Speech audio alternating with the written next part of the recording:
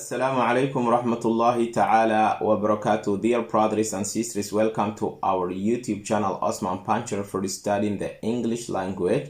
Kusoo dhawaada channelkeena Osman Puncher ee barashada luqadda Englishka.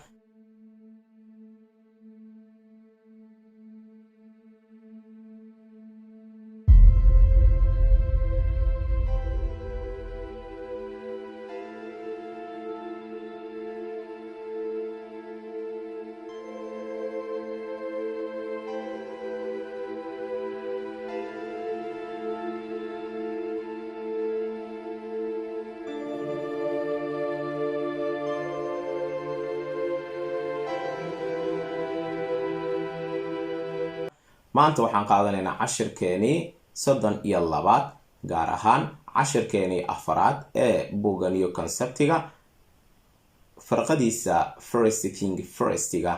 cashirkeenii 4 waxaan ku qaadanaynaa waa layli ama exercise ama practice aan ku practice garaynayno qaab qoraalka. marka cashirkeenii maanta waxaan ku siinayaa 15 eray oo ay isugu jiraan erayo aan horay usoo baranay iyo kuwo cusub oo cashirkeenii maanta ku cusub.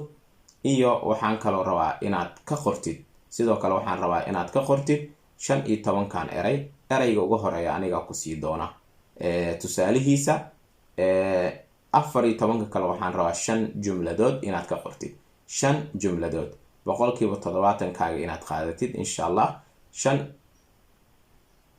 5 jumladood inaad ka qortid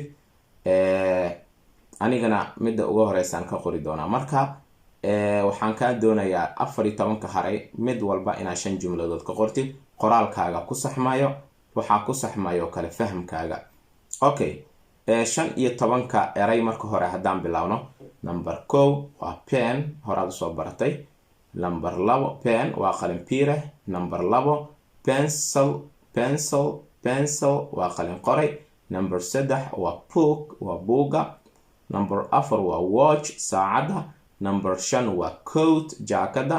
number 6 waa dress cambuurka. number 7 ama number 7 waa skirt goono. number 8 waa shirt waa shati. number 9 waa car gaari. number 10 waa house guri. okay intaas 10 horaan kusoo baranay. shanta kale waa nagu cusub tahay waa inaan baranaa. number 11 waa suit waa suudka la xirto ay raggu ku labistaan oo garawaatiga leh. suit waa suudka la xirto. 12 waa school waa schoolka. okay number 13 waa teacher macalin. number 14 waa son son wiilkaad adigu dhashay. number 15 waa daughter ta kuma dhawaaqaysid horana waan kugu soo sharxay. daughter waa gabadhaad adigu dhashay. okay marka 5 jumladood aan ka qorayaa aniga erayga ugu horeeya pen ayaan 5 jumladood ka qorayaa. adiguna waxaa laga rabaa inta haray 14 kale ee haray inaad mid walba 5 jumladood ka qortid. waa marka hore waxaa ka qoraysaa erayga saalan pencil oo kale qore kadib 5tiisa jumladood aad qoraysaa. waxaad qoraysaa book 5tiisa jumladood aad qoraysaa sida aniga aan hadda u qorayo kale. okay pen ayaan qaadanayaa. pen waxaan ka qorayaa marka 5 jumlad oo ah. is this your pen okay jumlada labaad this is not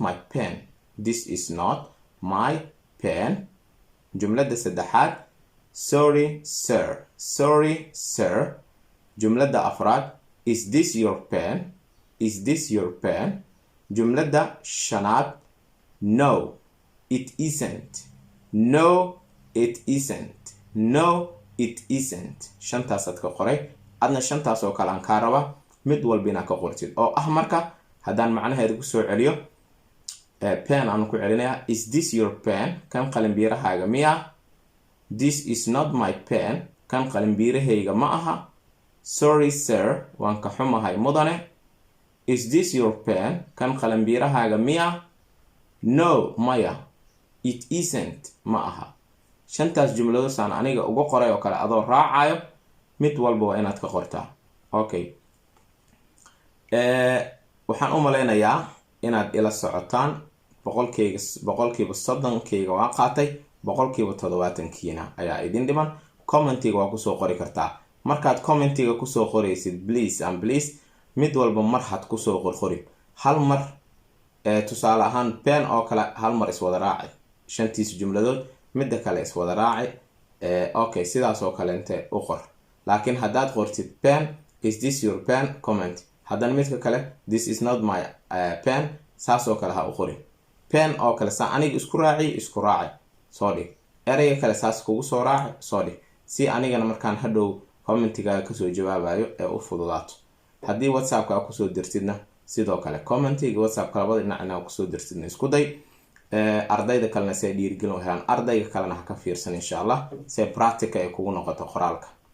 marka waxaan idin leeyahay anigoo ah teacher Osman Abdulqaadir Panjo, ardayda jecel channelka ardayda jecel barashada Englishka u share gareeya channelkeena si u bartaan luqadda Englishka inta aanan meel fog gaarin.